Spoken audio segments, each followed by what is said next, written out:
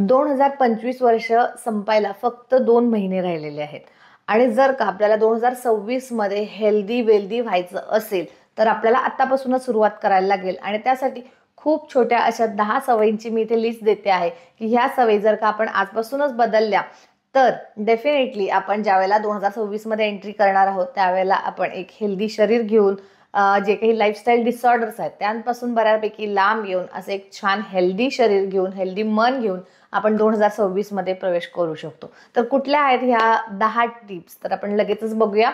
त्याआधी मी माझी ओळख करून देते। नमस्कार, मी doctor Pallavi Suryavanshi, MD Ayurveda doctor आणि आयुर्वेदा लाईफस्टाईल कोच सुद्धा। तर आजचा जो विषय आहे आपल्या तर त्यामध्ये मी तुम्हाला अशा 10 टिप्स सांगणार आहे। ह्या हेल्दी हॅबिट्स ज्या आहेत त्या तुमच्याबरोबर मी सुद्धा सुरू करणार आहे आजपासूनच आणि ह्या हेल्दी हॅबिट जर का आपण 2 महिने कंटिन्युअसली ठेवल्या तर डेफिनेटली आपल्या हेल्थमध्ये विशेष करून चेंजेस दिसणार आहेत।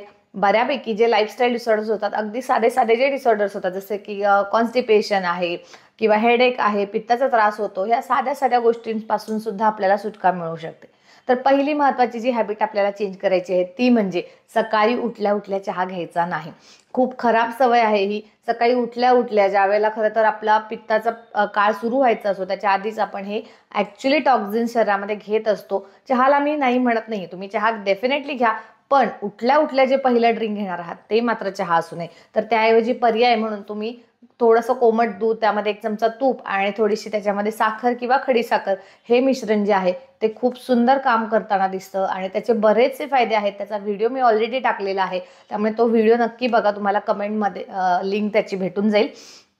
तर पहिली जी हॅबिट चेंज करायची ती म्हणजेच सकाळी उठल्यावरती पहिला चहा घेणं बंद करायचं आहे। दुसरी हॅबिट जी आपल्याला करायची आहे ती म्हणजे आपलं स्लीप टायमिंग। ओके, आताच दिवाळीचा सीझन झालेला आहे त्यामुळे सुट्ट्या झालेल्या आहेत, त्यामुळे स्लीप शेड्यूल बऱ्यापैकी सगळ्यांचं डिस्टर्ब झालेलं आहे आणि हे जे डिस्टर्ब स्लीप शेड्यूल आहे हे ओव्हरऑल आपल्या हेल्थमध्ये म्हणजे मेटाबॉलिझम असू दे, हॉर्मोन्स असू दे वेगवेगळे शरीरातले, तर ह्या सगळ्यांचं इम्बॅलन्सिंग करतं।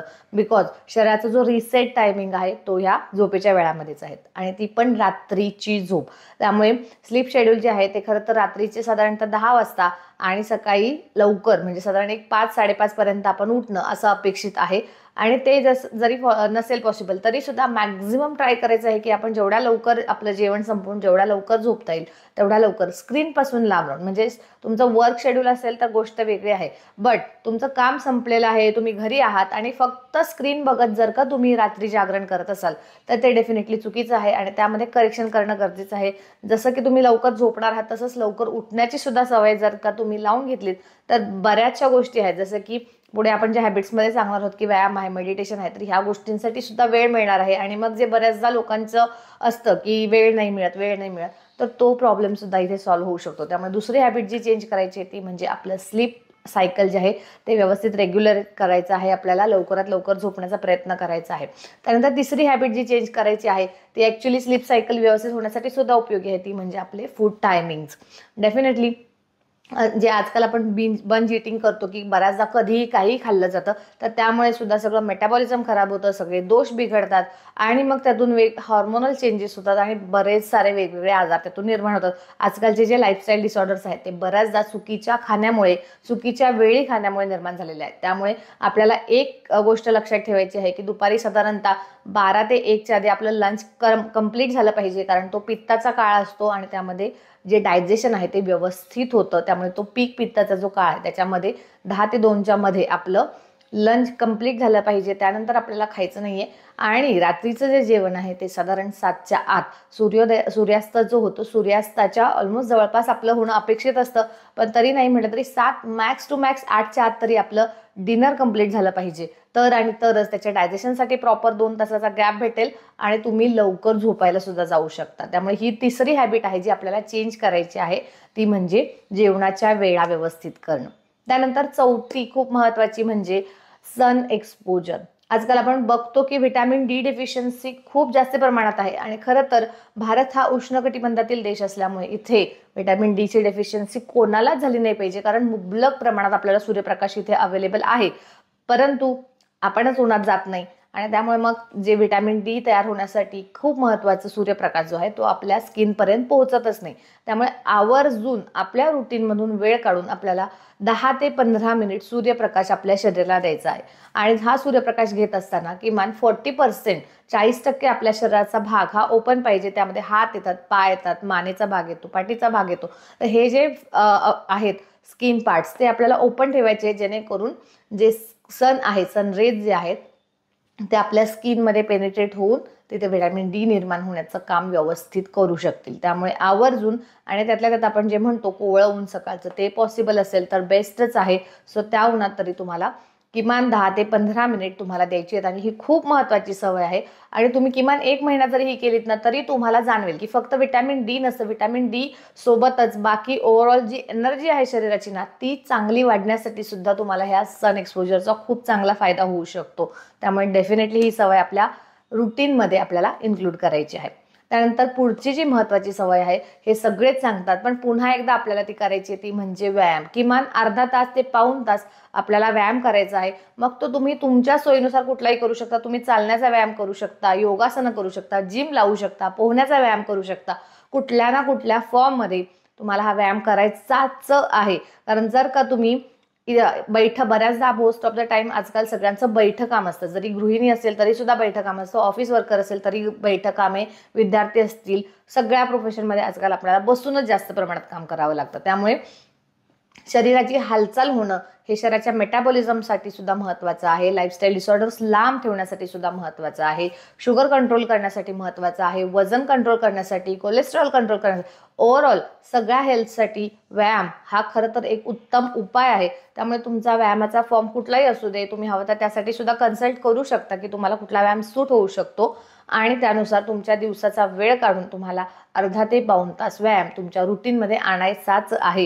ही एक खरं तर खूप चांगली हॅबिट आहे आणि ही नियमित असणं गरजेचं आहे. आणि आता आपण तर मोटिवेशन घेऊन चाललोय की 2 महिने आपल्याला हे सगळं रुटीन चेंज करायचं आहे, जेणेकरून आपल्याला पुढच्या वर्षामध्ये आपल्याला हेल्दी व्हर्जन आपल्याला घेऊन जायचं आहे आपलं. आणि म्हणून डेफिनेटली व्यायाम तुम्ही तुमचं टाइम टेबल एकदा चेक करा. त्या टाइम टेबलमध्ये कुठे तुम्हाला व्यवस्थित वेळ भेटतोय की जिथे तुम्ही डिस्टर्ब होणार नाही आहात किंवा दरवेळेला रोजच्या रोज तो टाइम चेंज होणार नाहीये. असा जो काही टाइम असेल, जर का तुम्ही सकाळी लवकर उठलात तर वेल अँड गुड, सकाळच्या वेळेत तुम्हाला छान एक्सरसाइज वेळ मिळू शकेल किंवा मग तुम्ही इव्हिनिंगमध्ये करू शकता. पण कुठला ना कुठला तरी वेळ तुम्हाला त्यासाठी राखून ठेवायचाच आहे. त्यानंतर पुढचं जे आहे हॅबिट ती म्हणजे डीप ब्रीदिंग. ही बऱ्याचदा इग्नोर केली जाते की ही गोष्ट की फक्त डीप ब्रीदिंग केल्याने काय होणार आहे. But it is also a detox. एक प्रकारे डिटॉक्स होत असतं, त्याला नाडी शुद्धी असं सुद्धा म्हणतात. तर डीप ब्रीदिंगमध्ये तुम्हाला साधारण एक 10 मिनिट जरी तुम्ही डीप ब्रीदिंग रोजच्या रोज केलं तुमचं तुम्हाला फरक जाणवला जावे. इवन स्किन जे आहे, स्किन ग्लो करण्यासाठी, स्किनमधील इम्प्युरिटीज कमी होण्यासाठी सुद्धा या डीप ब्रीदिंगचा उपयोग होतो. बिकॉज जेव्हा आपण डीप ब्रीदिंग करतो, दीर्घ श्वसन करतो, त्यावेळेला जास्तीत जास्त ऑक्सिजन आपण लंग्समध्ये घेत असतो. हा एक्स्ट्रा घेतलेला ऑक्सिजन आपला ब्लड प्युरिफिकेशनला उपयोगी येतो आणि ब्लड प्युरिफिकेशन झालं की डेफिनेटली स्किनचं प्युरिफिकेशन होणार आहे.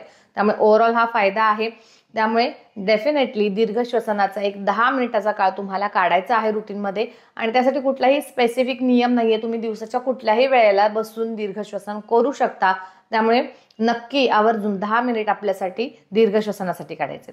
त्यानंतर पुढची जी हॅबिट आहे ती म्हणजे मेडिटेशन आहे. थोडीशे लोकांना मेडिटेशन म्हटलं की थोडं अवघड वाटतं की बापरे कसं जमणार वगैरे. काही नाही, तुम्हाला 15 मिनिट फक्त शांत एका जागेला बसायचंय. सुरुवातीला तुम्हाला कदाचित नाही जमणार, खूप सारे विचार येतील, पण ही खरं तर प्रॅक्टिसने शिकण्याची गोष्ट आहे. मेडिटेशन कधीच कोणाला पहिल्या अटेम्प्टमध्ये येत नाही व्यवस्थित. त्यामुळे तुम्ही जर का रुटीनली रोजच्या रोज एक 15 मिनिट बसायला चालू केलं ना एका जागेवर, तरी सुद्धा हळूहळू तुम्हाला मेडिटेशन जमायला लागेल. आणि मेडिटेशनचे सुद्धा अद्भुत चमत्कार आहेत. खरं तर खूप फायदे आहेत, त्याच्यावरती बरेच सारे बुक्स आहेत. मोठे मोठे लोक मेडिटेशन बद्दल सांगत असतात, तरी आपण काही ऐकायचं नाव घेत नाही. पण ह्या वेळेला आता ही वेळ आहे की आपण हे चालू करून देऊया. त्यामुळे डेफिनेटली आपण हे मेडिटेशनसाठीचे 15 मिनिट सुद्धा आपल्या रुटीनमध्ये ॲड करायचे आहेत. त्यानंतर पुढची जी हॅबिट आहे ती म्हणजे जर्नलिंग किंवा रायटिंग, ग्रॅटिट्यूड रायटिंग आहे, गोल रायटिंग आहे. तर हे करण्यासाठी आपल्याला एक डायरी करायची आहे. डेफिनेटली बऱ्याचदा लोक नवीन वर्षाची नवीन डायरी घेतात आणि मग त्याच्यापासून काहीतरी सुरू करूया म्हणतात, पण आपल्याला आत्ताच सुरू करायचं आहे. तुम्ही जेवढं जर्नलिंग कराल, जर्नलिंग म्हणजे किंवा ग्रॅटिट्यूड म्हणजे तुमच्याबरोबर जे आपण पूर्वी दैनंदिनी लिहायचो त्यालाच आता हे जर्नलिंग म्हणून नाव आलेलं आहे. तर तुमच्या बरोबर दिवसामध्ये काय घडलं, कुठल्या चांगल्या गोष्टी घडल्या, कुठल्या वाईट गोष्टी घडल्या, तुमच्यावरती त्याचा कसा इम्पॅक्ट झाला, या गोष्टी जर का तुम्ही लिहायला चालू केलेत ना, हळूहळू बऱ्याच साऱ्या गोष्टी क्लिअर व्हायला लागतील, बरेचसे निगेटिव्ह थॉट्स निघून जातील, आजूबाजूची लोक जी आहेत ना त्यांच्याबद्दलचा पर्स्पेक्टिव्ह चेंज व्हायला लागेल आणि ओव्हरऑल तुमच्या प्रोग्रेससाठी ह्याचा खूप महत्त्वाचा रोल असू शकतो. त्यामुळे डेफिनेटली ही एक चांगली सवय आहे आणि जर का तुम्ही पूर्वी करत असाल आणि आता बंद झाली असेल तर डेफिनेटली ही वेळ आहे की तुम्ही पुन्हा एकदा हे जर्नलिंग करायला स्टार्ट करून द्या. आणि पुढचं जे आहे ते म्हणजे वीकली डिटॉक्स. तर आपल्याला हेही आपल्या हॅबिट्समध्ये ॲड करायचं आहे. वीकली डिटॉक्स कसं करायचं, तर सिम्पल आहे, अगदी साधे इन्ग्रेडियंट म्हणजेच एरंडा तेल वापरायचं आहे. आणि हा जो वीकली डिटॉक्स कसा करायचा ह्याचा एक शॉर्ट व्हिडिओ मी टाकलेला आहे, तो तुम्ही नक्की बघून घ्या. त्यातून तुम्हाला कळेल की हे वीकली डिटॉक्स कसं आहे आणि हे किती इम्पॉर्टंट आहे आपल्या हेल्थसाठी. त्यामुळे आपण हे जे रुटीन आता चेंज करतोच आहे, हॅबिट्स चेंज करतो आहे, तर ह्यामध्ये हे वीकली डिटॉक्स येणं खूप महत्त्वाचं आहे.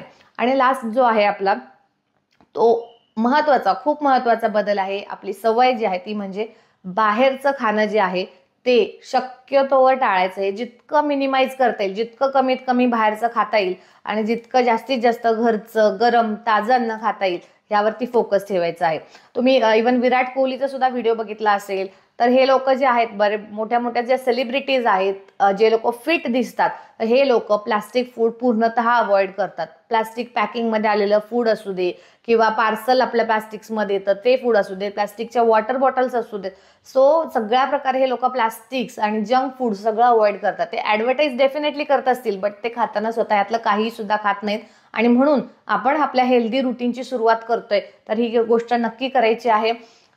लेबल बडेगा इंडिया ही मुवमेंट तुम्हाला जर माहिती असेल तर तुम्ही प्रत्येक पॅकेज फूडच्या वरचं लेबल वाचलं तर त्यामध्ये पाम ऑइल्स आहेत, असे बरेचसे घातक इन्ग्रेडियंट्स आहेत की जे आपल्या हेल्थसाठी चांगले नाही आहेत. त्यामुळे ही सुद्धा एक चांगली सवय आहे, ती आपल्याला सुरू करायची आहे. त्यामुळे पार्सल मागवायचं बंद करायचं आहे.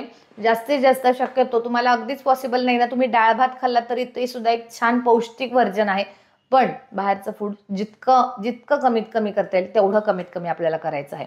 तर मला कमेंट करून सांगा, ह्या ज्या मी आता 10 लिस्ट सांगितली, जी तुम्हाला स्क्रीनवर लिस्ट दिसते या 10 हॅबिट्सची, यातल्या कुठल्या कुठल्या हॅबिट्स आहेत ज्या तुम्ही आजच्या आज चालू करणार आहात.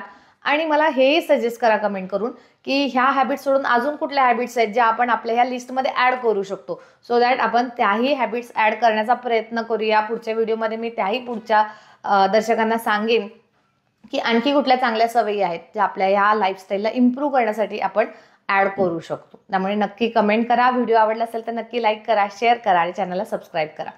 धन्यवाद.